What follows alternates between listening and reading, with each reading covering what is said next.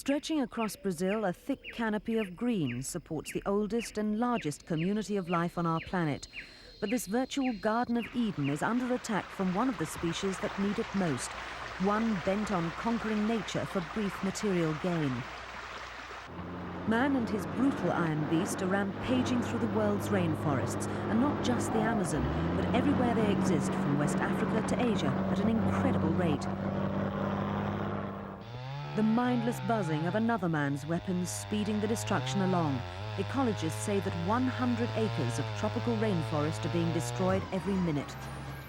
The quest for valuable tropical hardwoods is one reason for the biological holocaust. As roads have gone more deeply into the jungle, so too have the logging trucks to collect the timber. When the forest breathes, gases are released which help regulate the climate of the entire Earth and prevent acceleration of the dangerous warming trend known as the greenhouse effect. Behind the loggers come those who want to turn the forest into pasture for beef cattle. Their slash-and-burn methods release potash, which gives the soil a short-lived fertility. The land becomes as barren as a moonscape. An ecologist uses satellite photographs to chart the path of devastation. Deforestation is proceeding very rapidly. In a number of states in the Amazon, it has been following an exponential trend, meaning it's shooting up the way inflation does. And that would lead to deforesting those areas in a very short number of years. It's especially fast around the edges of the Amazon that border on southern Brazil. In underdeveloped countries like Brazil, land is often associated with wealth, and most of the land is held by a minority. The poor in Brazil have been encouraged to migrate to the rainforest, but their settlements usually fail because the soil is too poor for farming. So then it's on to somewhere new, and still more of the forest is destroyed. Everywhere they turn, the settlers are bitterly disappointed. The ground beneath their feet is sterile. Timber gives a faster and higher return than industries which do not deplete the rainforest, like rubber, rattan and medicines. It takes less than 10 minutes to bring a majestic king of the forest to its knees, and along the way, felling damages other trees. So scientists practically have to turn a blind eye to the rape of the rainforest if they're to get on with cataloguing its botanical treasures before it's too late. At night, the delicate fronds open and breathe. In a race against time, the scientists join in the nocturnal activity.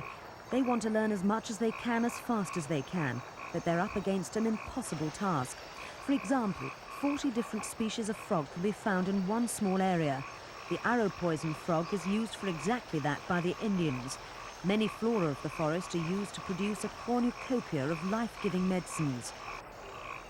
The smallest creature in the forest is as important as the tallest tree.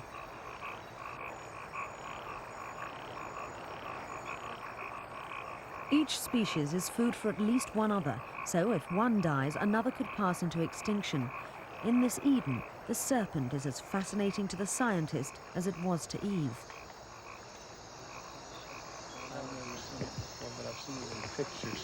It looks like a cat-eyed night snake. Ipsis. Yeah. It's so skinny. Yes. The habits of the cat-eye snake may soon be observed only on computer screen. From the floor of the rainforest to the floor of their offices at the Institute of Amazon Studies, the scientists try to piece together a complete picture of the myriad species of the rainforest. On one reserve, a tower 40 meters high provides a bird's-eye view.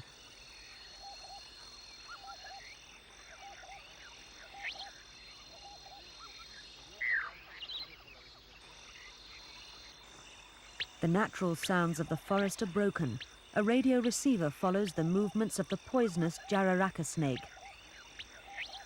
The receiver homes in. The jararaca snake is highly dangerous and frequently attacks humans.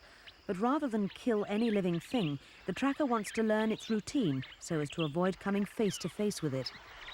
To some, the precarious gathering of information must seem like an exercise in futility. Whatever information these researchers may gather, its value is only for posterity. For man's destruction of the rainforest and the life within it now seems unstoppable.